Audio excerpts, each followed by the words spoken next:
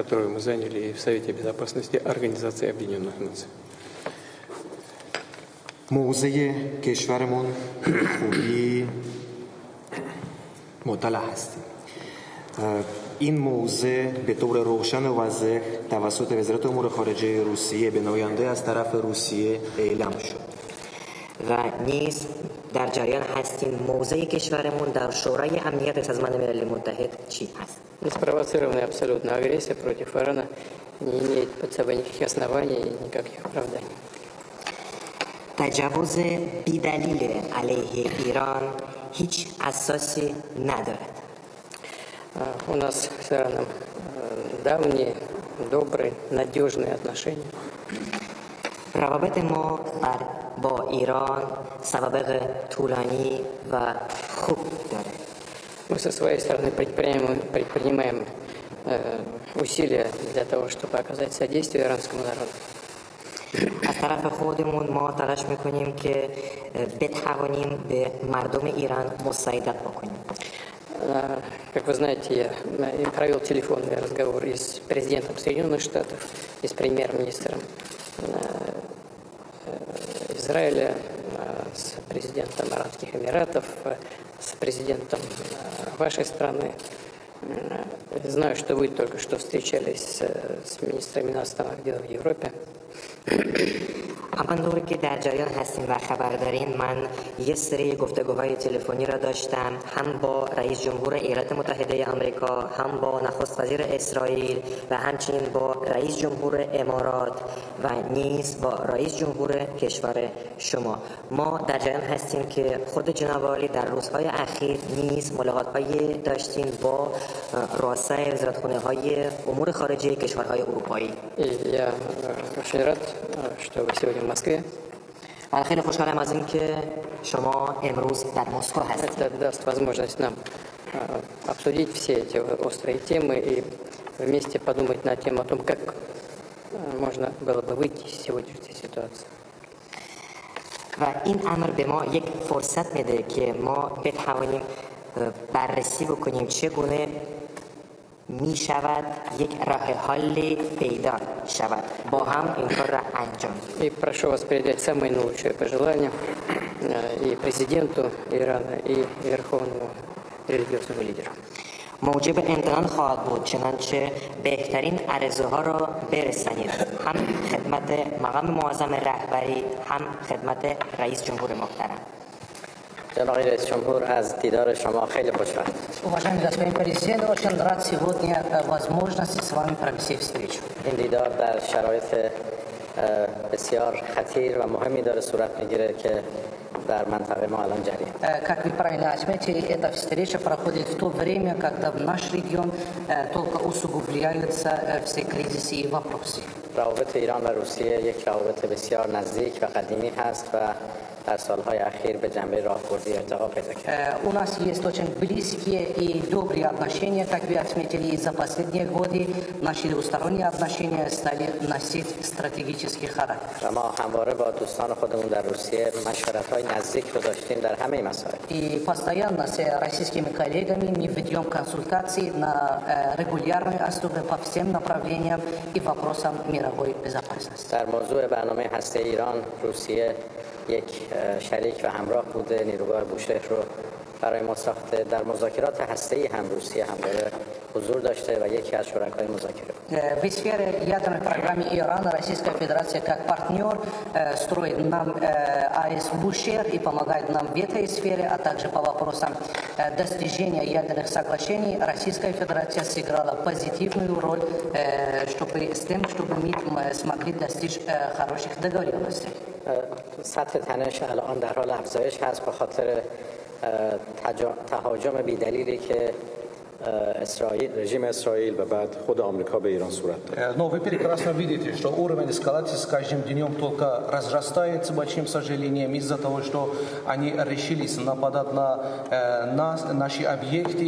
Не только Израиль, но и затем американцы решили нападать на наши объекты. این تهاجم‌ها خلاف منشور ملل متحد هست، نقض قوانین بین‌المللی هست و جمهوری اسلامی ایران در حال دفاع مشروع در مقابل این تهاجم هست. Эти агрессивные действия со стороны Израиля и США совершенно нелегитимны и нарушают международные правила и международные нормы, и мы сейчас защищаем свой суверенитет и страну, и наша защита носит легитимный характер. ما از مواضع بسیار محکم و درست روسیه در محکوم کردن این تهاجم تشکر. Мы также хотели поблагодарить российских коллег и друзей с тем, что они решительно осудили эти агрессивные действия. روسیه در جهت درست مطابق با قوانین بین‌المللی قرار دارد. Россия сегодня находится на правильной стороне истории и международного права.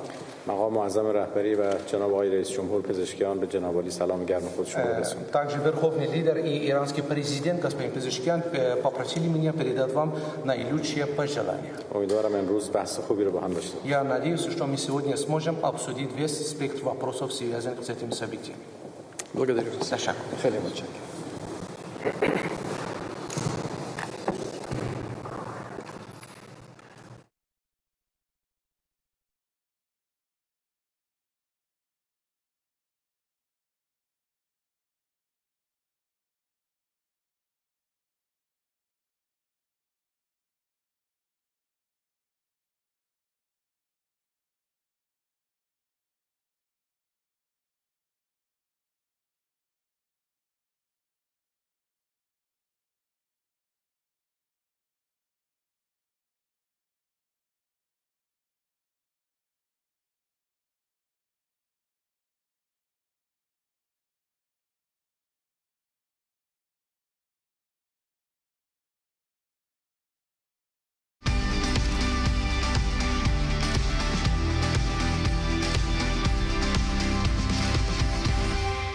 You always hear about the power of sport and how it can improve things. So to play a small role in that, that's probably the best thing that I've had to experience through my career. The 144th IOC session has elected as the 10th president of the International Olympic Committee, Mrs. Kirsty Coventry.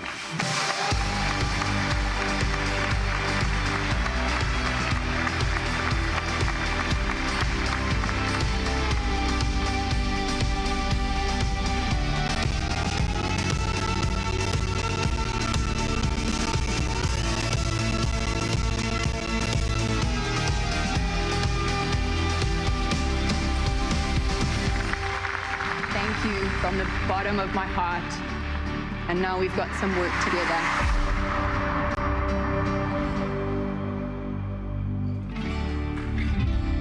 ונדרש להישאר במרחב המוגן. היום זיהינו מספר נפילות ללא נפגעים.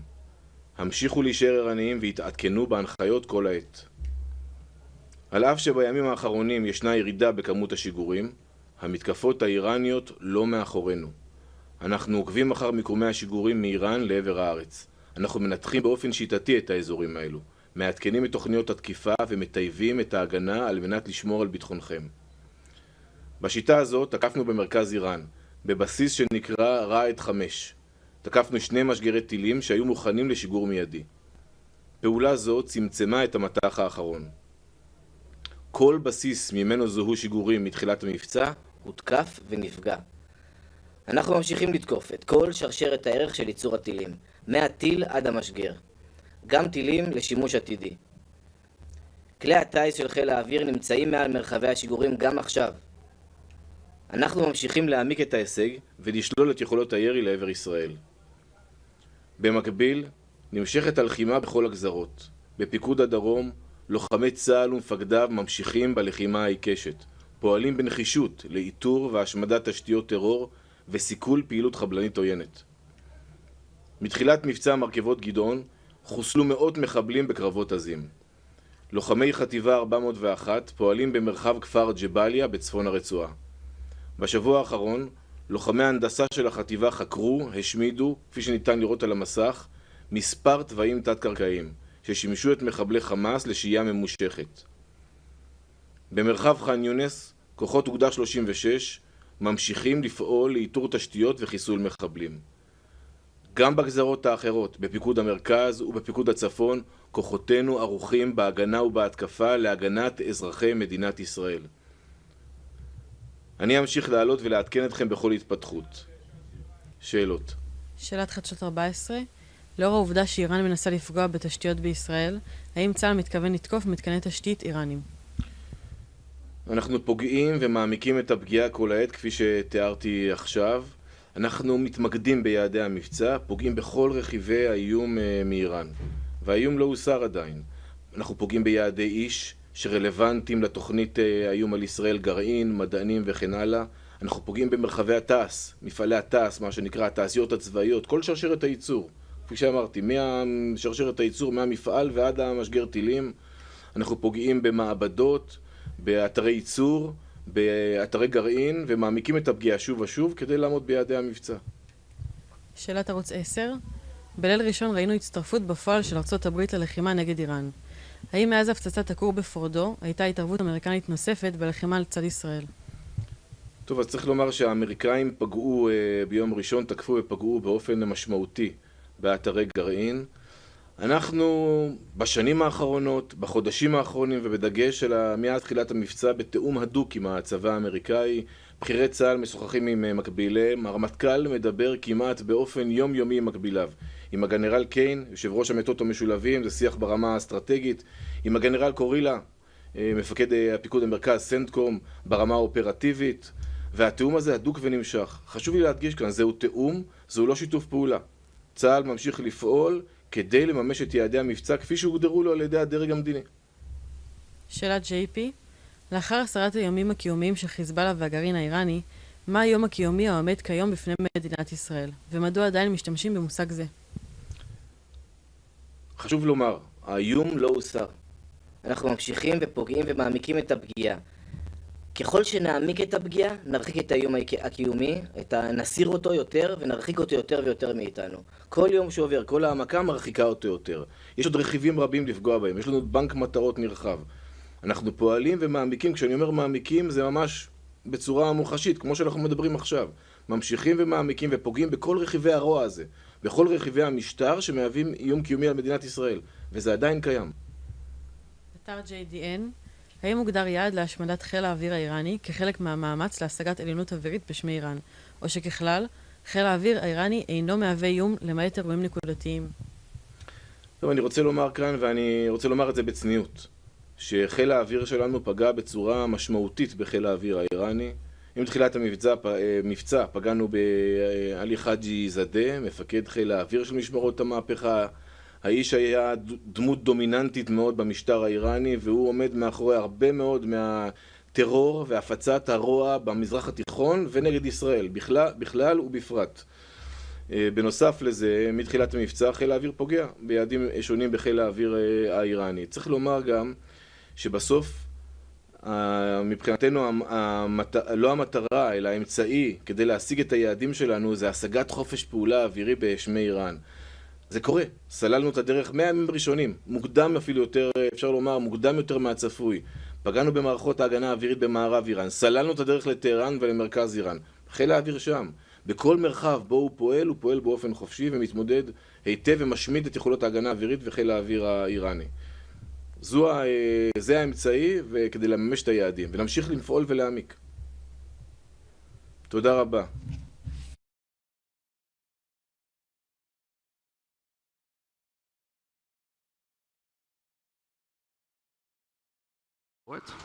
Fencing, but to all the other sports, and to you, the Olympic family.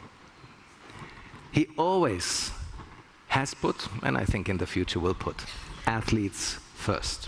What can better happen if now one Olympic champion honors another Olympic champion with the highest honor granted by the International Olympic Committee to individuals who have rendered outstanding services to the Olympic cause through their contribution to the Olympic movement. You know which one is the highest one? The Olympic Order. Therefore, it's really a great pleasure to now invite the 10th elected president of the International Olympic Committee, Kirsty Coventry, to come up on stage for this very special award of the Olympic Order. Kirsty.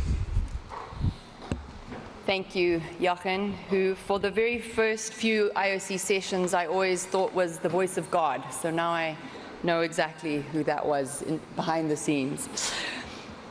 Members, Olympic family, it is one of my greatest honors that I get to do this today.